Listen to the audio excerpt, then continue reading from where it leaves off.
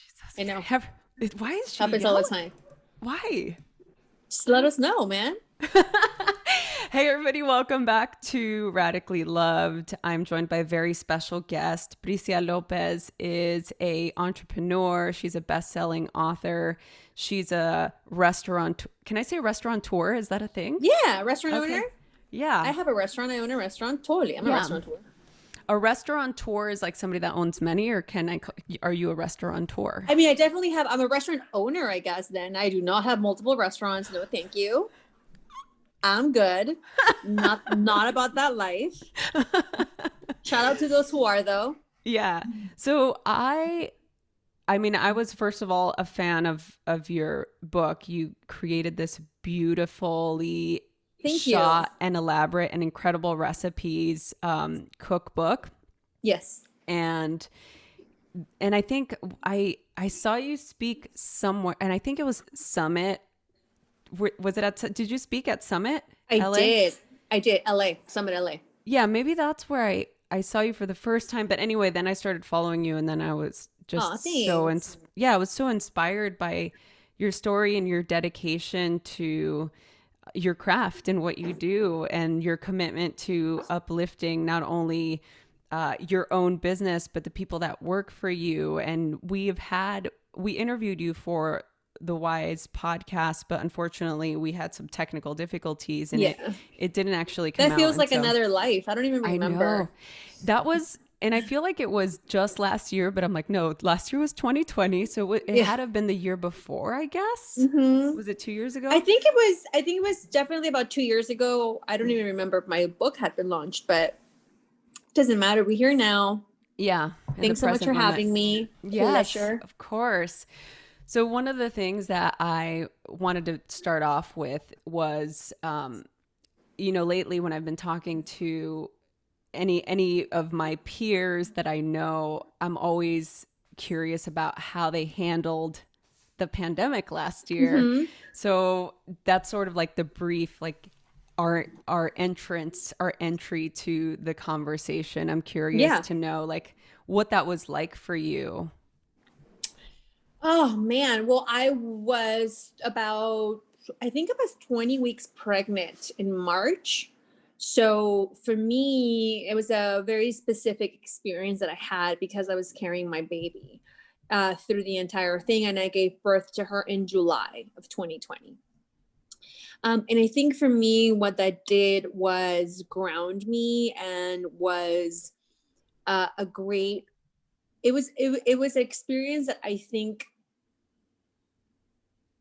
I think it was almost unfair because I had this baby, this life growing inside of me. It put so many things in perspective. And I realized that at the end of the day, no matter what happened, it was about taking care of me for my child. And I had a 5 year old. So he turned 5 on March 25. So we had a quarantine birthday Uh, and then it became about how do I take care of my son? And then it turned into like my mind was just cluttered and overwhelmed with trying to be a mom and well not trying but being a mom and trying to keep my son busy entertained with art. And I went through like an arts and crafts period, and then I have to do arts and crafts, but then I have to take care of my business, but then I can't go into my restaurant because I'm pregnant. And like, conversations with my husband on, you cannot really, because this is again early on, no one even knew what was happening, how it can be transmitted. I'm pregnant and I was to be home and not leave my house at all because of the risk, because it's not just me, it's this child that's growing inside of me, right? And then um so I guess being sort of high risk kind of, I mhm. just gave me the permission to just be home and lean on my team to really just be there in my restaurant. I have my brother who was, I think, the MVP of quarantine, who really was at like at our like out really in the front lines every single day. Thankfully, I don't run the businesses by myself. I have my siblings with me. And then my sister has 3 daughters, so she was sort of in the same position as me. So really, my brother was the one who stepped up and would go to work every single day. But then working from home, right, and trying to navigate Yeah. that. And then she was born in July, my daughter, who gave me an entire new perception of life. Giving birth to a female was a completely different experience than giving birth to a male. She just filled me with just so much love. Like, it's really, it was a completely different experience, and something that I had no idea would happen. Of like, I knew that giving birth, obviously I've given birth before, and my son changed my life forever, and I knew that but I had already gone through that, morphosis or whatever you want to do, Yeah, from yeah. like not being a mom to being a Metamorphosis. mom. Yeah, Yeah, yeah. metamorphosis. Yeah, yeah. So I just thought, okay, I'm gonna have another baby and it's gonna be great. I'm already a mom, but I think, I don't know if it was I don't know if it's like every mom has this experience with the Mhm. second baby. I I had it. I thought it was because it was a female, um, and she just came out and just like immediately filled me with this energy of, oh my gosh, I need to become even a better woman to be taking care of this other woman. Like, I need to deal with, I just need to become a better woman. Like, I need to become even a better version of me for her. She changed, like, I dropped a lot of bad habits. I just, just kind of started seeing myself in a different lens. And then she just filled me with so much joy. I mean, because no one could come around, because I couldn't go anywhere. I wasn't, home feeling like trapped. I felt at home, like, chill and really enjoying my time with my baby. I mean, for the first, I think, 5 months of her life, it was just me and her at home in her room. And I really took care of my body the first, 40 days, the fourth trimester, as they call it sometimes, Yeah. and I'm Latina. So, like, Yep. if you're Mexican, specifically from Oaxaca, like where I'm from, those first 40 days after you give birth, they are beyond sacred. I mean, women are not even allowed to lift like a Anything. cup, a cup. I mean, I didn't go up. I have a 2-story home. I didn't even go up the stairs for, I don't know, a month, I think, for like 3 weeks.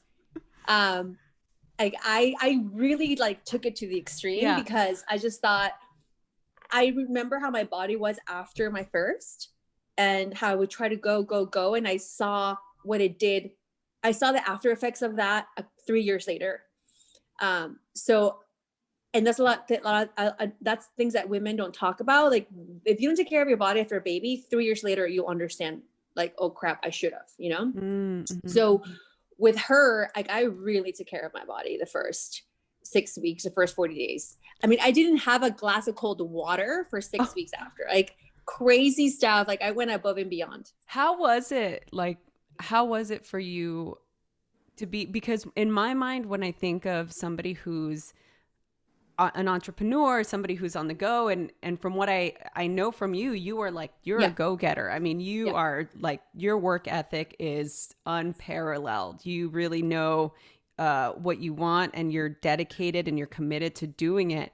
How are you able, was it because of the lockdown? Do you think it was easier for you? Like, how are you able to go 100%. from, you know what I'm saying? 100%. That's why I think for me, it just, it's kind of a little unfair, because I think, like, because I was pregnant and I gave birth, it just allowed me to focus on my child. And, like, that's what I was doing. Yeah. I need to make sure that I take care of this baby, and all my focus went to her. And I didn't care what was going on in the world. I didn't care about anything. I only cared about my baby. And I think, when I had my son the first time, I just couldn't, like, I remember I just wanted to go back to work so bad. I just couldn't stand still. I was trying to do a million things, and I Yeah. just wanted to go, go, go.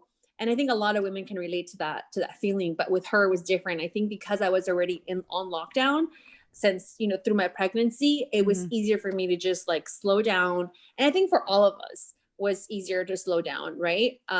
And she was just full of joy. She's just pure light. She's just so happy and beautiful and just joyful. And there was nothing that could really pierce that feeling from her home. There was nothing. I would Yeah. hold her, and I would open my phone and I would look at the news, but then I would look at her and I just thought, but I have her. Yeah. Yeah. Yeah. How how has that changed you now that the world has opened up? It's been over a year. It'll be a year, She right? is turning 1 year and a week and a half. Yeah. So she's going to be a year. How has that changed now that you've gone back? Well, I'm going to say air quotes back to normal. Well, yeah, I mean, definitely I am back to the grind 100%. I thankfully have a lot of help around me. I have someone that helps me take care of her and stays with her at home full time when I'm at work. My husband's at work. My son, my 6 year old is in summer camp. So, he goes to camp all day, Monday through Friday. I'm at work. Um, and I feel at peace. I mean, I feel great. I love what I do. I'm very blessed to do what I love. Um, and I don't feel guilty leaving her behind because I got to spend so much time with her one on one. And I feel that bond we created is just so deep that she just, she obviously can't talk to me, but I feel like she's like, bye, mom, I'll see you later. I just feel like we have a deeper connection. And I think that with my first, I always felt guilty leaving him because I think that's because I wasn't really with him the first few weeks. Even Right. though I was with him, my mind was somewhere else. But because with her, I was with her 100%. My mind, my body, my soul was with her. Now that I physically leave, I don't feel guilty um, about, being like, bye, girl, see you later. But but now, it's just insanity. I think every business owner can relate to just everything is just insanity. It's, Yeah. they're roaring 20s 100%. It's crazy. Yes. People are going out, people are traveling, people are consuming, people are making it rain. And we're here for it. I'm still understaffed at the restaurant, but we are I don't think we've had a stronger team before. I think our team is incredible. Um, we've never put out better food than we are right now. Yeah. We've never put Well, out better service. tell the audience where your restaurant is and what it's called and what Yeah. the So specialty is. ilovemole.com is all you. So ilovemole.com is our site. Easy to remember. We are in Los Angeles. We're in Koreatown, and we specialize in Oaxacan cooking. The name of the restaurant is Guelaguetza. And I remember when our website was guelaguetzarestaurant.com, which was the worst website to have. But now it's ilovemole.com, which is really easy to remember. And yeah, that's where you can make reservations and you can show. We also come, we most of the customers we serve are walk-ins, people who just come in without reservations. But yeah, it's been so much fun. It was really insane for about 3 months. I feel like I was running a marathon. And I would look at my brother and I would say, I cannot believe this was your life for a whole year, just because he's always been here. Yeah. And after 3 months, I was just like, I remember like my husband looked at me, he was like, wow. I'm like, I know. I mean, it was leaving my house every day at like 8:30 and coming home at 10 p.m., 11 Wow. p.m., you know? Wow. That is, and I love that you work with your family. What's that like for you? I mean, I know the history behind why and the sort of journey that you've taken, that you're Yeah. taken to create this business. But yeah, what's that like for you working with siblings? Oh, I love working with my family. My brother, my sister, our youngest sister, she works at Spotify, so she's not in the family business, but we hang out all the time. But working with my sister and my brother, it's wonderful. It's running a business with your best friends, and it's beautiful, and we're building together something that will last a lifetime for the next generation and for the next generation, and just being smarter than our parents were financially, and building that generational wealth that other, I think, communities feel like other communities normalize it, and we haven't in our community of Why do you in think our that Mexican is? community, Mm-hmm. because we never had it, girl. Yeah, no, it's true. Like, I think that that's, when people say generational wealth, I'm like, what? What does that mean? I don't even know. Yeah, You know what I mean? I think when people say generational wealth, it seems like it sounds so fancy, like, Yeah. ooh, like what? Are you greedy? Like, what are you trying to do? Yeah.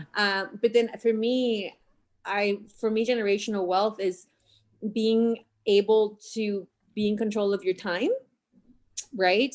And and allowing to put it, and when I think when you're in control of your time, your mind is able to expand itself, be more creative, and be at peace, live longer, just all these things that, less stress on your body physically, less stress on your body mentally, and for you to really enjoy those times and be more present.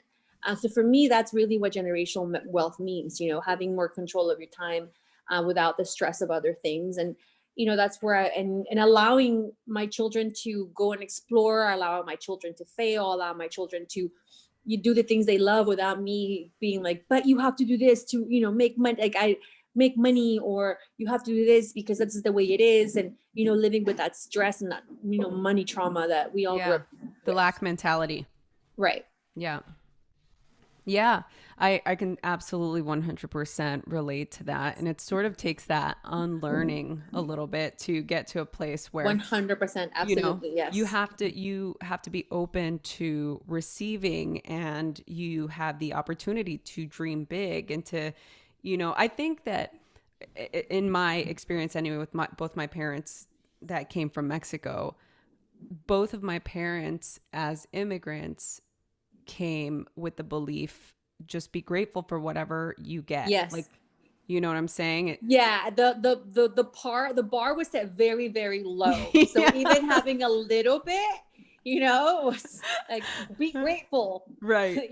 Be Right. grateful that you have warm water. Be Exactly. grateful that you have hot water every day. Like Yeah. that was the par.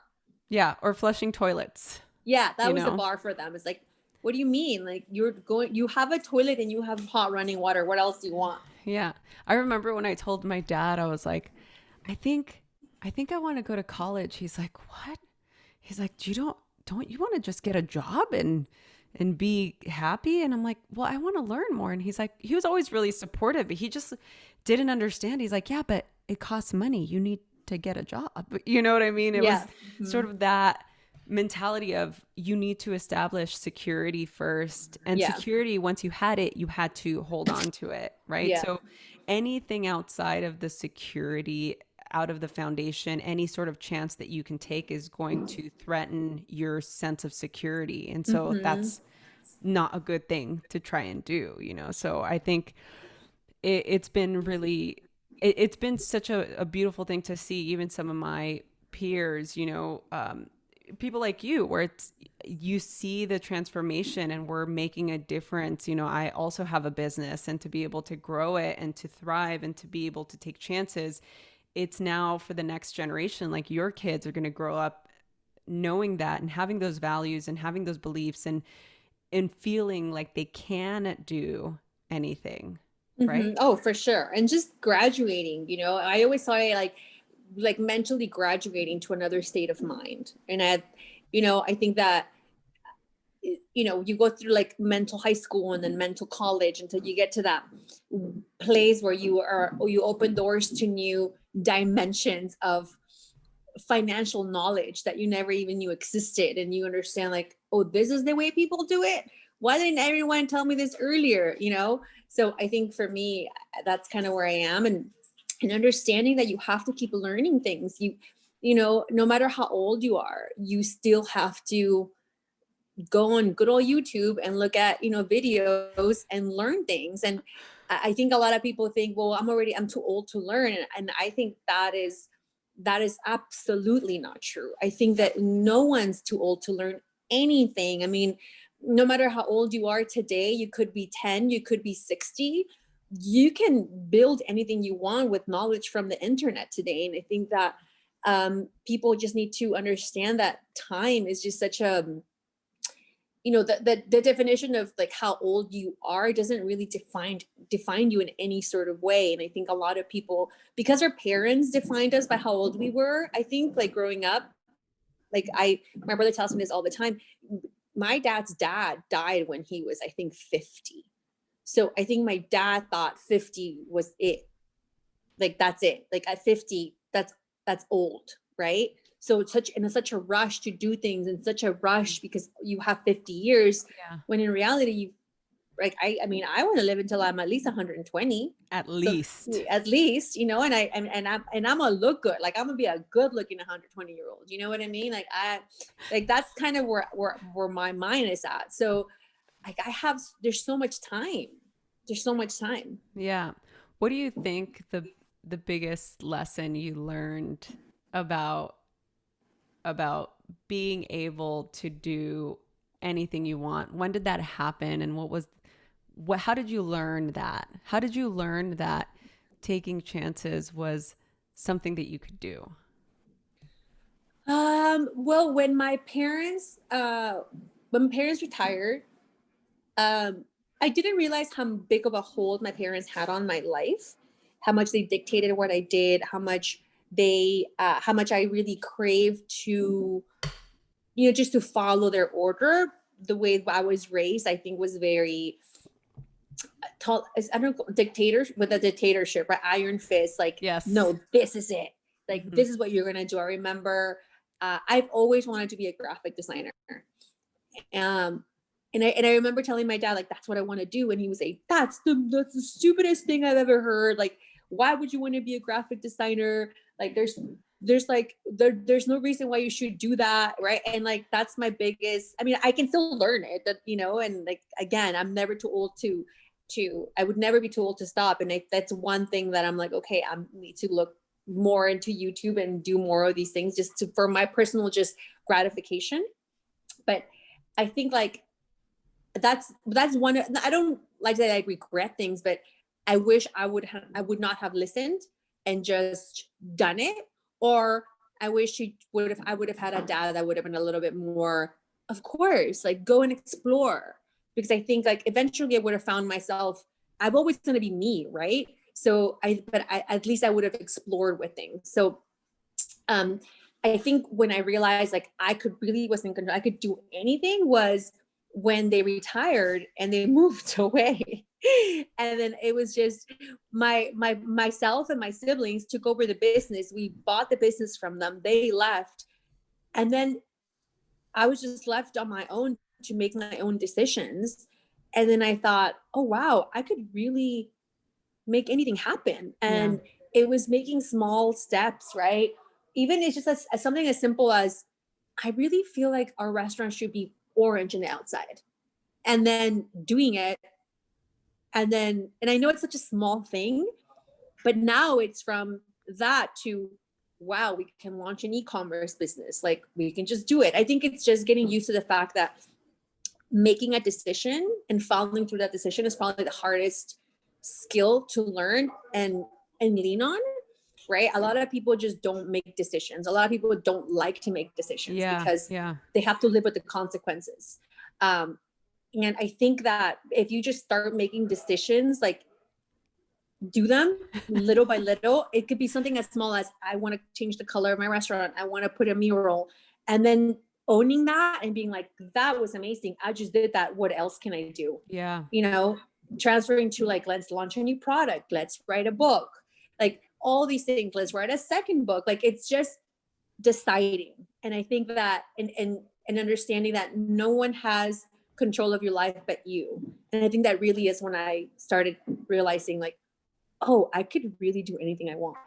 Yeah, oh, I love that. And that really speaks to something that we talked about when we had our first interview about resilience and being able Yeah. to feel the positive feedback, being able to bounce back, being able to have that grounding of, oh, I did something, I made a decision, and the universe responded, you know? Mm-hmm. So, how do you think that moving forward, um, how do you feel that resilience has impacted your decision making today? Well, I think that it's because no matter in life, whether you're in business or not, things are always going to happen, right? There's always going to be adversity because that's just the way the world works. And that's just science, physics, universal law. It just, that is what it is, things are always going to happen. Yeah. And it's really, again, going back to, you can decide to stop and backtrack, or you can stop, learn, and move forward. And I think that's what adversity is, right? It's understanding, okay, this is a problem. I can get stuck here for ever or for a very long period of time. I can stop and then just backtrack and never take that risk again because I don't want to be back in that place.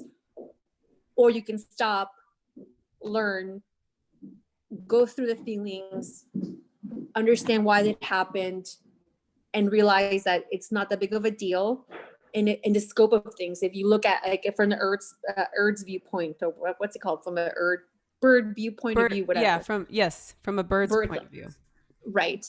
You know, looking like if you look up, like go above yourself, look at your whole life timeline, and say like, this is a moment in my life, and move forward, and let's leave it behind you, and keep going. And the next time you're faced with that, it won't be that big of a deal. And then so many more opportunities will come because you're not scared. And then another issue will come, and then you'll just keep growing and growing. And like, that's how I feel like that's the way it's helped me deal with adversity, understanding that that's the only way to push forward. Yeah. Are you able to practice self-compassion when things don't go right? I think I'm getting better at it for sure. I think that there was definitely a time where it was very like, what did I do wrong? Or it was me. But I think that those, all those feelings come from, years of trauma, years of things that I've dealt with, even as a child, that I've never moved forward with. And I think that now I'm able to understand that, okay, this happened, didn't work out. So what? And then move on. I think that self-compassion really is just, it's one of the hardest things to learn in life, but one of the most useful tools that you could have. And it's not easy. It really is not easy. It's just really being able to understand where that thing comes from, right? Like, when was the first time you ever felt disappointed in yourself? And like, what did you do at that moment? And like, it could even been when you were like 5. I don't know, like, who knows? Like, there's so much trauma that we carry in ourselves. But I think that I'm getting way better at it. And I think that's what's allowed me to just move forward. And I think like move at a different speed. Because I don't have, I at this point, it's like, I don't have time to sit around and feel bad for myself. Yeah, yeah. No, I love that. I think, again, that speaks to being able to be resilient. And the reason why I ask is because so many people, especially entrepreneurs, people that have businesses, I find that the common theme is the difficulty to practice self-compassion, to give ourselves that space, because I feel at a certain level, to be able to create something, you have to be able to drive yourself. So you're pushing yourself, and sometimes the line gets blurred between encouraging yourself and then pushing yourself to the limit, to exhaustion. And I feel that self-compassion can sometimes fall by the wayside because, yeah, we are our own worst critic. And so sometimes we can get lost in that energy, right? Oh, absolutely. Yes. So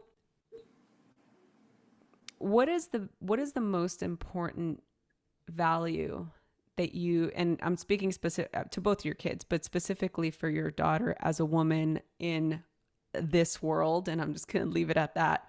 Yeah. What is the most important value that you want her to have? Confidence. 100%.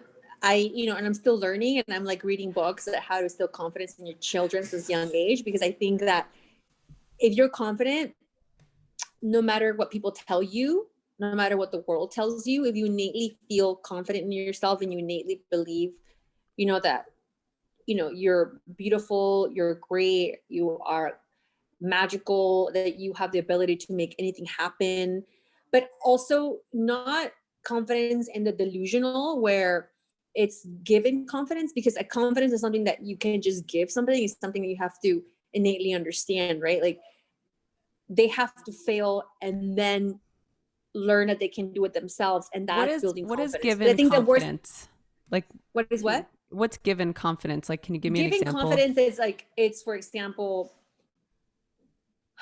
a great example. So not that I never, but I don't, when my boy and I compete, I don't I don't try any less. I don't let him win on purpose to make him feel good about himself, because I think that's fake confidence, because he didn't really beat me and he's thinking he beat me. And it's like, but that's fake confidence, because he feels like he's the best when he's not. He feels he's so fast and he's not, you know? So I don't let him beat me. And I'm like, but one day you will. And when you do, it's going to feel great, because then you're going to understand, like, wow, I'm getting better. And every day we go and we play something, he's getting better. And he's like, oh, I'm one step closer to beating you.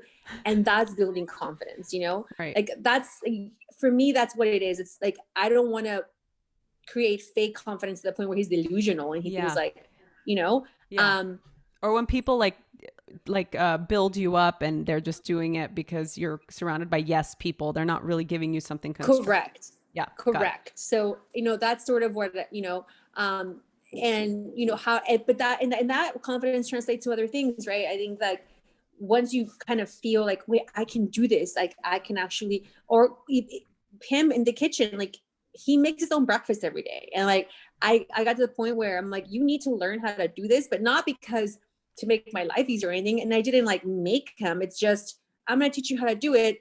And, but that's him building confidence because he's doing something for himself. Right. And sometimes he'll tell me, Mom, I asked my friend, can you believe like he doesn't make his own breakfast? And, you know, and then it's not like to talk bad about the child, but I'm just like, oh, well, you know, maybe next time he comes over, you can teach him. Right. He's like, yeah, I'm going to teach him. So it's really, and then he feels like, ooh, like I can do this. Right. So it's just allowing your children to learn, to fail, and to explore, and to do these things to build up their confidence. And for me, it's just about doing that. And I think like, that's really what I want to make sure my children have. And again, I'm still learning, I'm still reading. I mean, every day I'm just like, how do I build confidence in my kids? But again, real confidence, not fake confidence. Yeah. Oh, I love that. That's so good. I obviously can have a conversation with you forever, and I love talking about all of these things, but I want to be respectful of your time. So for the people that are listening to this, where can they find more information and learn more about you? Yeah, I mean, you can follow me on Instagram. That's kind of where I live the most in the social sphere. Just at Bricia Lopez, BRICIA LOPEZ. And just BriciaLopez.com. You can go there and you can just click this. All our projects are listed there. Restaurants or michelada mix or mole. Or That's mole the paste that you can buy online. best. It's so good. Yeah. So good. I love micheladas.com, I love mole.com. Those are all, you know, our projects and our products that you can get to wherever you are in the States. And if you're local and if you're Los Angeles, come by the restaurant. I'm there a lot. Galagetza, and just, you know, say hi. Yes. Well, and all of the Say hi. Tell me you heard me in this podcast, and I'll treat you yes. to a round of drinks. What? There's gonna be, I don't know. You should have said, we might have to edit this out. You might get a lot of people. If you see me there and you tell me you heard me here, I'll buy you a drink. All right. Well, there it is, everybody. So you heard it here. All of the links that Bricia mentioned will be in the info button of this podcast. Or if you're watching this, it's in the description below. We'll link all of that up here. And the final question to you before I ask you, hold on, let me backtrack.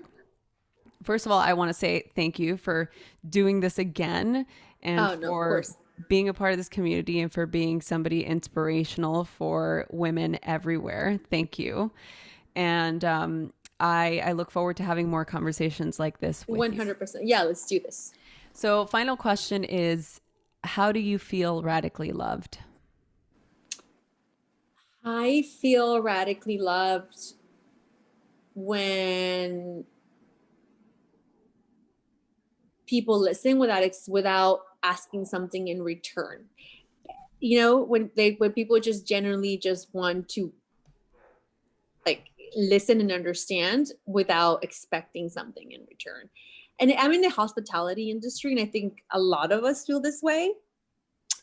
Because more often than not, people who are in the hospitality industry, it's just all about serving people 24/7, people asking for things all the time. I'm a mom at the same time. So, and a wife and a business owner and a restaurant owner. So my life all the time is like giving, right?